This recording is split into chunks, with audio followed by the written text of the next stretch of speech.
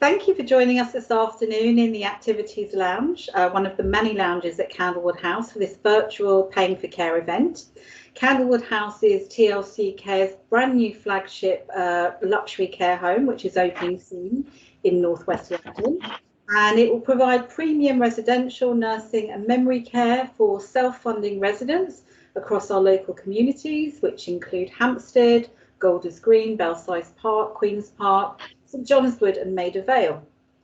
Now, we understand that talking about paying for care can sometimes be uncomfortable, so we're opening up the conversation today because this week is Talk Money Week. Talk Money Week is an annual campaign run by the Money and Pensions Service to help reduce the stigma around talking about money. I'm now going to hand over to our guest speaker today, which is Society of Later Life Advisors, SOLLA, Accredited Care Funding Specialist Nicky Cave, who's the Managing Director of Eldercare Group. So thank you, Nicky. Thanks, Catherine. Let me, without further ado, switch over to my presentation. And it just seems to be on a slight go slow this afternoon. Hopefully you can see that okay. So that's going to be around half an hour. I'm going to speak to you this afternoon, and as Catherine says, it's a huge topic, a difficult topic. Money and care related makes double trouble really.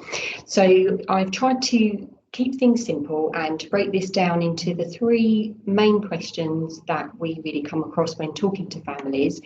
The first being the obvious, really, who actually pays for a stay in a care home? Because unless you've dealt with this before, the answer could come as a bit of a shock. We're going to look around whether a property has to be sold to pay for care. There are some urban myths really around this, so we'll take a look at that. And in the absence of any government policy support around social care, let's have a look at whether there's a way to actually limit the cost of care oneself. So a bit of a packed agenda. Don't worry so much about taking notes, or we'll have this available on a recording anyway, but we do have a paying for care guide that does cover all of this, and request that by Catherine, and that should really summarise anything for family members that are a bit more removed. Before I look at those three questions, let me just introduce ourselves in a bit more detail. As Catherine mentioned, we are all members of the Society of Later Life Advisors, and that's really just a gold standard for care advice. It's really something any consumer taking advice in this area needs to make sure their advisor has this accreditation. And within the sort of SOLLA community, if you like, there are still some advisors that are quite holistic. We, however, specialise just in solutions for care fees funding. So whilst we have the qualifications to talk about mortgages and pensions and life assurance, it's not something we deal with on a daily basis. This, however, all day, every day. So I actually set the company up myself 2007, quite a while ago now. And that was purely as a result of my family's experience of the care system when my grandparents went into care. It really was a case of we didn't know what we didn't know. We had no idea there was advice that would have helped us, so we didn't go and seek it. And that remains the case for most families even today. Once I found out through my professional career that there were solutions that might have helped us, I got quite cross that we hadn't found out. So if you like, this is a bit of a soapbox that I've never got off. Whilst we're here at today, the kind invitation of Catherine, we've worked with TLC actually for a number of years, but we don't have any commercial link with any care provider. So it's just about getting the right information to the right people at the right time. That's what this event's for. Talking about money, you would expect us to be appropriately regulated, and we are indeed directly regulated by the Financial Conduct Authority. And location, even pre-lockdown, isn't a problem for us because we've always delivered our service by phone, post, email, and more latterly Zoom and Teams. The reason we do it that way, rather than face-to-face per se, we will always do face-to-face if that's the request, but this way, there is nothing lost in translation. So if there are different members of the family in different parts of the country, here everything is there in writing with a clear audit trail, because these are important. It's an important topic. So it's crucial, I think, that we have that audit trail. And Eldercare, we're not a charity, but we do a huge amount of pro bono work. So it's our business decision to give free advice, if you like, a free consultation initially, and actually to research some of the financial solutions free of charge, our expense, not yours. We will be paid at a point in the process if someone were to instruct us and implement a financial solution. We're paid an arrangement fee, but that is all disclosed to you and agreed by you well in advance. But certainly initial conversations, guidance and advice, no charge. Back to those questions, let's talk me, let's talk money. Back to those initial questions, let's look at the first one around meeting the cost of care and who pays for it. Because it's, as I say, half an hour, I am simplifying things. So I'm going to talk in very simple terms that funding either comes from the local authority, social services, the council, all the same place. It could come from the National Health Service. But if it doesn't, then the funding stream is that of being a self-funder. So let's pick these off in turn. The local authority funding system, complex as it is, the first thing really to be aware of is that you have to meet the local authority's eligibility criteria first for them to entertain any notion that they might be paying for you. So what I mean by that is if a person chooses to go into a care home rather than needs to go into a care home, perhaps they're feeling unsafe at home and lonely and are making the choice to go into care, then if they have no funds, the local authority simply won't be paying for them. So you have to meet the eligibility criteria, and it's quite a high bar, and it's certainly got higher over the years. So that's first and foremost. Only after a care needs assessment has been done should there be any conversation about the money. That sadly is not always the order of events. Quite often we hear the questions being asked of a social worker, do you have a house, for example, long before any care assessment's taken place. But that's the order it should be: care assessment, financial assessment. And during the financial assessment, what they're really trying to look at, ascertain, is how much capital you have. And the threshold in England and Northern Ireland is not very high, £23,250. And that has changed in the last 9 years. So in real terms, that's going backwards. 50,000 is the limit in Wales, so much more generous there. So that's what they're looking at. Do you have above or below? What do they take into account as capital? Well, I could be flippant and say pretty much everything, but there are some notable exceptions. The first, if you're a couple, then they can only look at half of anything that is jointly owned. Okay, so anything that your spouse remaining at home owns in their own name, that is disregarded, and 100% of anything that's owned solely by them, as you might expect. It's the individual that's assessed, not the couple. The property, the family home, if again in a married couple scenario, if the spouse is remaining in the property, it is disregarded as far as any assessment of the individual going into care. You would hope that, but again, we do hear families being told otherwise by social services, which is a concern.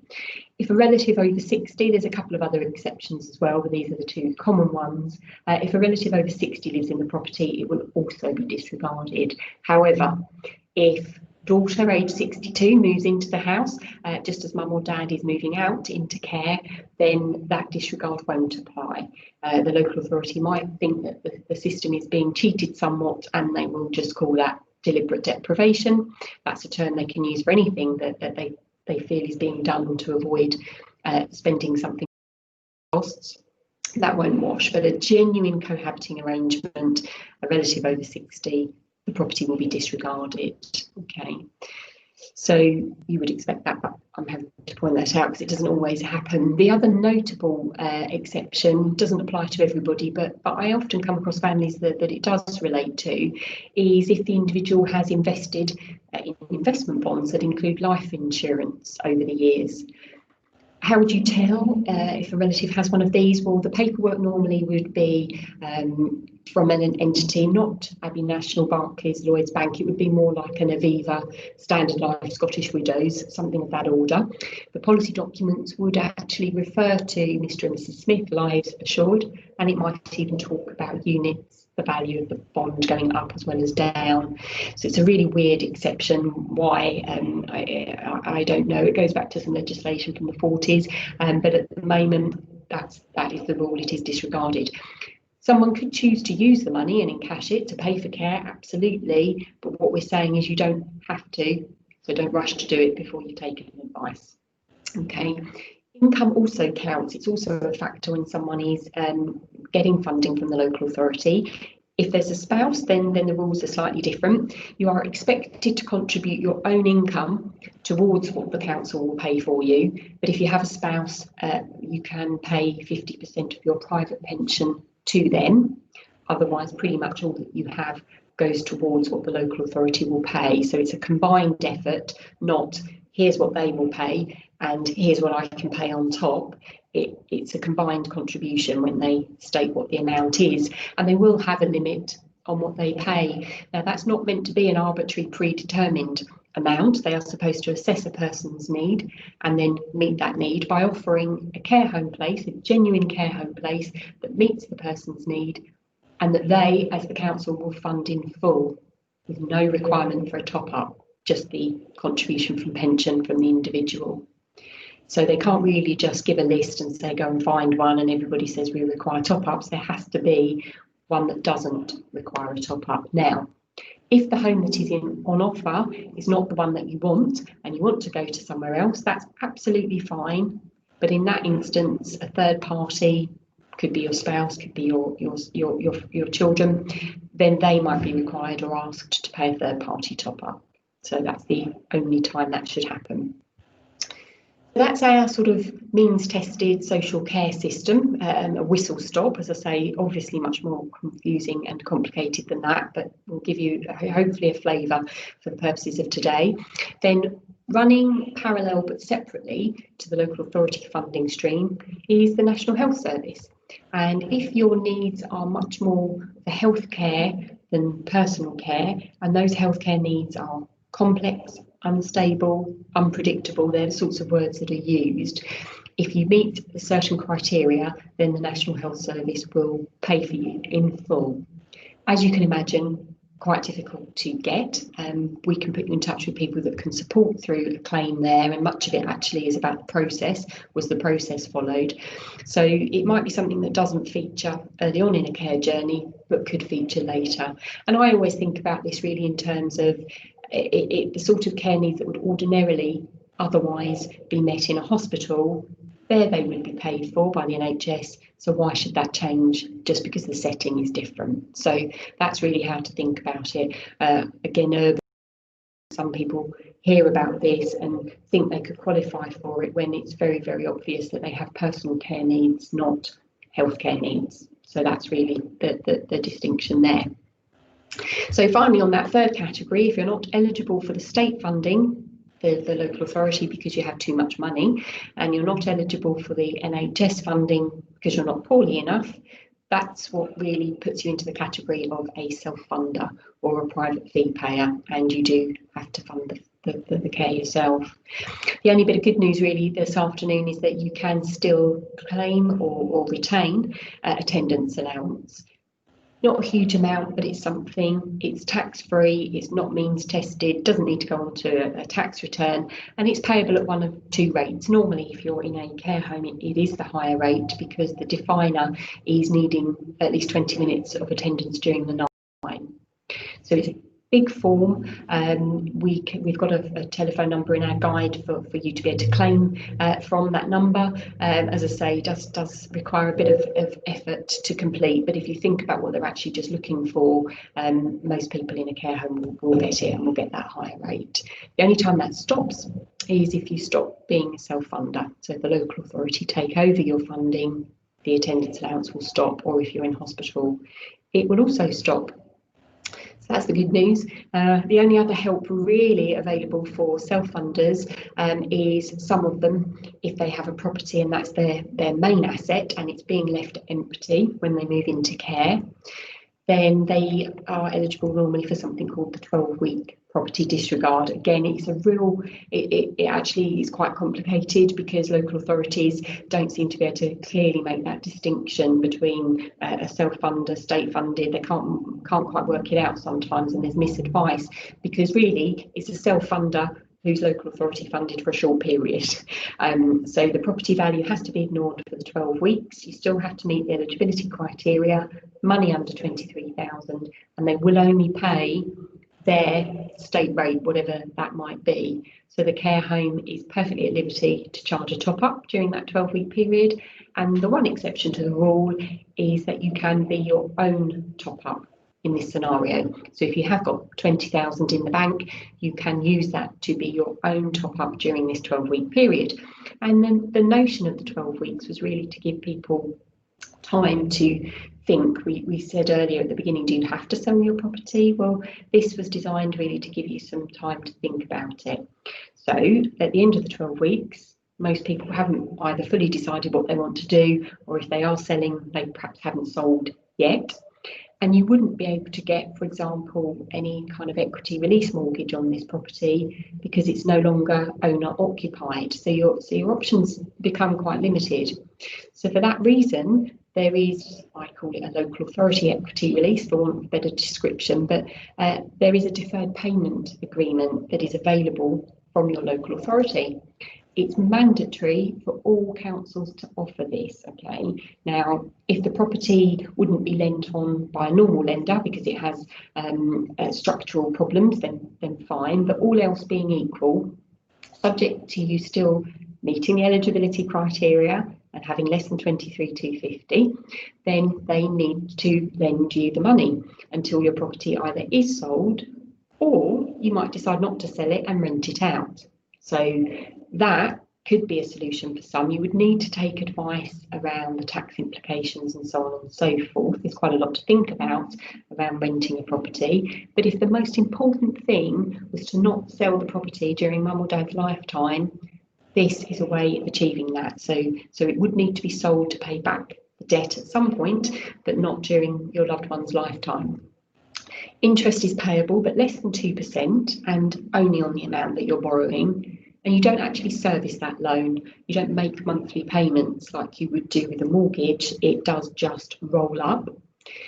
We touched on this. You still need to meet the criteria and have less than the threshold. But the difference here is they can lend you the full fee. So whatever you're short by, once you've allowed for pension and attendance allowance and maybe rent, whatever you might still be short by, that's what the council can lend. As long as there's enough equity in the property to cover that debt for a couple of years at least building up, there is no reason for them not to offer that. And it follows on from the 12-week disregard. 12-week disregard money does not have to be repaid.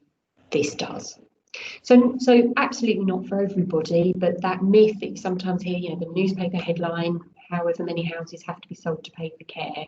I agree, it will still need to be sold at some point, but not necessarily during the person's lifetime. And that rental income can shave quite a lot off the fees. So always worth discussing. That's an option we would talk to families about and rule it in or rule it out.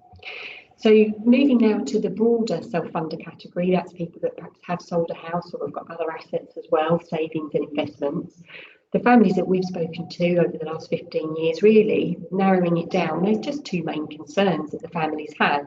The first is, how do I work out if I can afford this care home if we don't know how long mum or dad or auntie or uncle is going to be in the home? We don't have a crystal ball. That would make cash flow forecasting a lot easier. And if we don't know how long it's going to last, what happens if it runs out? What will the situation be? Will the local authority step in? Will the care home accept the local authority funding? It's a huge area of worry, not to mention the beneficiaries of the will. Will there be anything left for them? So they're the two concerns, the main concerns. And actually, there is a solution that could address both of those. And harping back to my family's situation and my grandparents, this was the solution we'd quite like to have known about back then. As I say, it's not a panacea. I'm not suggesting for a minute it's for everybody. There are many scenarios where it's not appropriate. We might tell work for them, or we would advise against it. The issue is simply around knowing about it. And I think this is a shocking statistic, and it's why I do what I do. 85% of families for whom this could be a good solution could take away that worry. They never get to hear about it. Now, I don't know whether that's everyone in the chain assuming that somebody else will have told them, or it's people in a position to tell them don't know about it either. Haven't quite cracked the mystery, but it's 85%, and that hasn't changed since I've been advising. So the purpose of today and Talk Money and awareness is to make sure you're no longer in that 85%. So what is it? I'm assuming you don't know, otherwise you might not be on the webinar, but it is a way of capping costs yourself. As I say, the government did bring in a care cap, believe it or not. It was meant to come into play this year. It was in legislation, but it never happened. Even if it had happened, the small print of it meant that most self-funders were unaffected by it for at least 4 or 5 years. So really read the small print if another cap comes in, and we certainly recommend taking action yourself rather than relying on any government to bring in a solution. So normally with insurances, which is fundamentally what this is, you can't really do them after the event. Ordinarily, you'd have to do it in advance, wouldn't you? You wouldn't expect to be able to insure a car after an accident or insure a house after the bathroom ceiling's caved in, yet here you can insure care home costs at the point of moving in or even after you have moved into care. Ironically, you can't insure care home fees ahead of time. You did used to be able to. There were pre-funded products on the market, and if you had one, it will still be valid, but you can no longer buy them. So the insuring after the event is the only option for care fees. Now, the technical term for it is a care fees annuity, but the word annuity is not a good one. People have negative associations with that, arguably rightly so. It was something you used to have to buy. No one likes anything that's compulsory. You used to have to buy it when you retired, swapping your pension fund for a guaranteed income. But you didn't tend to get very much of an income, and that was because these products were expected to pay out for maybe 30 years. If someone was retiring at 60, they might be expected to include a widow's pension and have indexation and all these bells and whistles. So what you actually got as an initial income was quite poor. But if the concept of it, paying a lump sum up front, swapping that for a tax-free income, might that work in this scenario? So if we were to look at somebody's care home fees, work out how much income they already have that they can put towards it, leaves us with a shortfall. If we were to look at a product where a lump sum could be paid that would generate enough to fill that gap, fill that shortfall for life, that might address a couple of those concerns that we looked at. Good news about these as well is that they are individually underwritten, so no rate tables. Everybody's given an individual price taking into account their age and all their health conditions. So the older you are, the cheaper one of these would be to buy, and unfortunately the more poorly you are, the cheaper it would be to buy. That's actually the complete opposite and converse of what we're used to, isn't it, with life assurance policies and things that you might buy earlier on in your life. So it actually financially is better for you to be poorly in this context. So every case is different, individually underwritten, and that's why it's really difficult when people say to us how much will it cost for us to say with any certainty. They are fully portable, so should you move from one home to another or from care at home into care, then it can be taken with you, and you can make provision for fee increases. You don't have to. If there's enough money left over or other investments that are generating income that could cover fee increases, that's fine, or you can build it into the plan. So it just becomes a choice and about balancing risk, really. I do use the term gamble when describing these policies to people because that's what the downside is. The gamble is that you could buy one, pay a large lump sum, and then if the person doesn't live as long as the insurer predicted, in ordinary circumstances, you wouldn't get anything back. So they pay for life. They are guaranteed whether that life is 1 year or 10 years. But if you bought a policy based on, I don't know, a 3 or 4 year life expectancy and the person's in care for just 18 months, I absolutely understand why families might be put off by that, although many families actually view it as mum or dad's money for mum or dad's care, and c'est la vie, but not everybody does, and I appreciate that. So there are things to do to try and mitigate that. You can pay for extra capital protection, or you can buy these plans on a they call it a deferred start date basis. You don't get any benefit for a year or two, but they start and then pay for life. They're much cheaper to buy, so you are losing less in the event of an early death. So that's a form of capital protection in itself, and we will advise on the full range of these options. Okay, so they're all explained in our report, and they're all costed as well. Obviously, we're in difficult times now. There's obviously other things and other factors to worry about that we didn't have before. So the insurers have recognised this, and 75% of them will now be offering a COVID-19 money back guarantee, which is outside of their normal ones.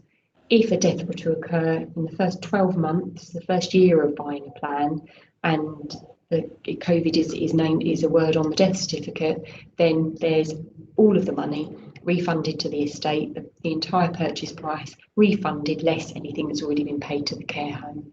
So there's some extra guarantees, if you like, peace of mind built in at present. So it's about balancing risk at the end of the day, and one easy way of taking one major concern is what happens if the insurance company goes bust. They're protected, these plans, by the Financial Services Compensation Scheme. So that's the same scheme that covers your money at bank. At bank, it's limited to 85,000, not so with these plans. So they're actually safer in that regard, okay? So really two main reasons families are interested in this. The first is to ring fence the remaining assets. Now, even if someone is uber wealthy, if they're uber wealthy and they have an inheritance tax liability on their estate, then this is quite a neat way to bring that inheritance tax bill straight down, because any money spent on this is outside of the estate immediately, and the income is tax-free. But also, even if people are moderately wealthy and aren't worried about the money running out, many families still prefer the idea of paying a finite one-off cost up front and knowing that the rest of the estate is completely ring-fenced. So that peace of mind. But other families are doing it really just to avoid that worry, the scenario of knocking on the local authority door and asking for funding and not being too sure what might then fold. So they're the two main reasons. Just as a question that some people might be thinking, but you mentioned that NHS funding earlier. What if my loved one qualifies for that after they've bought one of these plans? Well, it just pays to their bank account rather than to the care home. They don't really need it anymore, but they'll still receive it, and the savings are building back up in that scenario.